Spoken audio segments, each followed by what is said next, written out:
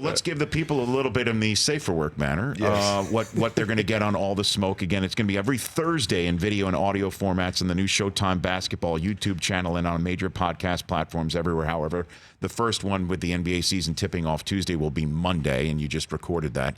I'm sure you talked about what's going on with the NBA and the country of China and LeBron's take or stance that let so many people down. Yeah.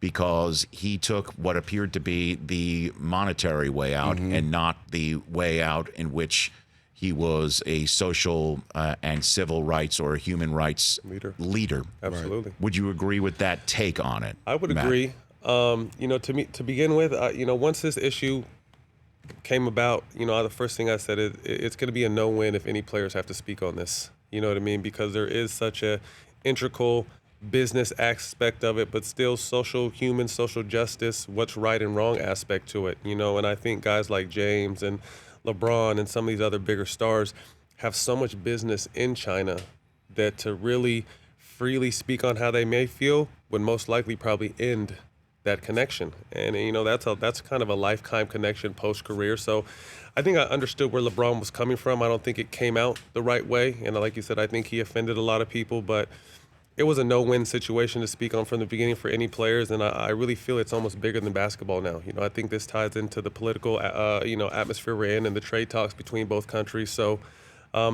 fortunately, I hope this blows over and things can get back to normal because the guys just want to go out there and play and entertain that amazing population out there in China. What do you think, Steven? Just be more prepared. I mean, being a star, even us, we get cameras thrown in our face, but you gotta be prepared for that. And at the end of the day, questions like that is no right answer. I told him yesterday, if I got asked a question, the only thing I can say is I love everybody. Because I don't know, it's no right answer to it. So at the end of the day, when you knowing cameras in your face, you got to be prepared for stuff like that. And if you don't know about it, just say you don't know. I can't speak on it. I'm not educated enough about it. And that's the way to answer that question. But if you're not saying you love everybody, then don't say nothing. Well, I mean, here's the two ways, and this is what makes it so difficult and nuanced. You said that if LeBron had taken a stance, and I came up with my own statement for LeBron. I loved it. I saw it the other day. And I appreciate you saying that. I read it here fully knowing that you just said that if he delivered that statement, when you said he may have lost his business relationships, there's no question. I've been told by so many people here, just in the entertainment industry, which we all know LeBron has a major foothold in right now, he would have lost all of it. The Chinese government would have basically said, doesn't matter how popular you and Bugs Bunny are, that movie's not being shown here. Absolutely. And then I don't know the shoe business as well. So I understand that. But then on another hand, he's been so vocal about what goes on in this country. So do you think that damages his ability to actually speak on those issues? Nah, because I don't think so, because we know him. We know what he stands for. I mean, you can't say that and go to a school and see at the school that he's created is a kid from every race at this school. Right. So it's hard to say that. So like Matt said, regardless of what he said, it was going to get twisted. It was going to twist it to a negative form anyway. But you got to be prepared for questions like that. And especially being the face of the league, you got to know you got to be prepared for it. Even Maury, regardless of what he said, you got to calculate that being running a team, running an organization. You got to calculate what you're going to say. And like I said, there's no right answer for that. There's really no right answer. It was a tough situation, I think, because like you hit on in the open, he's kind of always been the leader when it comes to athletes and speaking up on and not just the NBA.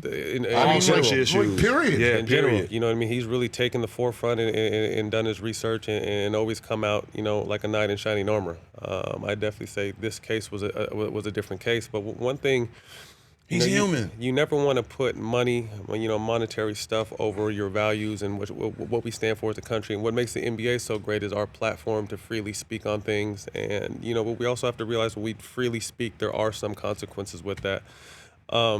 So the business side of it is very complex, and I don't think the average fan realizes how big the business side in China is from a standpoint of they have more basketball players / fans than we have people in the United States.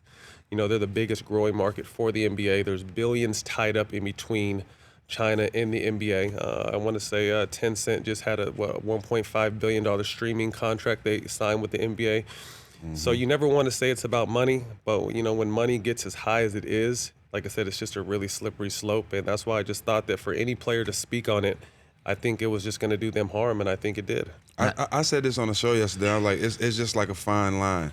Like, how can you tell a man not to put his family and the way he provide for his family first, but then on the other side, is business more important than people? So you got it's a sticky situation, man. It's beyond sticky, and it's potentially ugly. Right.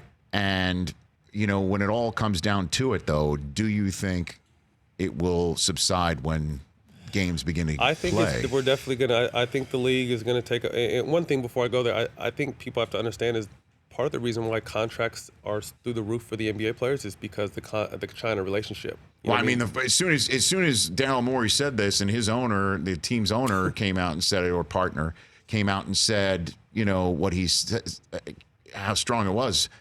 Okay, I think I got a little whiff of what you're laying down right there, Matt. It's scary. I think there's probably going to be a financial hit, but I think from the standpoint of just the entertainment factor alone, I think the fans over there are going to find a way to see these games regardless. Like I said, the players did nothing wrong. We wanted to go out there and entertain. I've had a chance to go to China a few times and play in front of that fan base and how amazing, and they treat everyone like a star there. Yeah.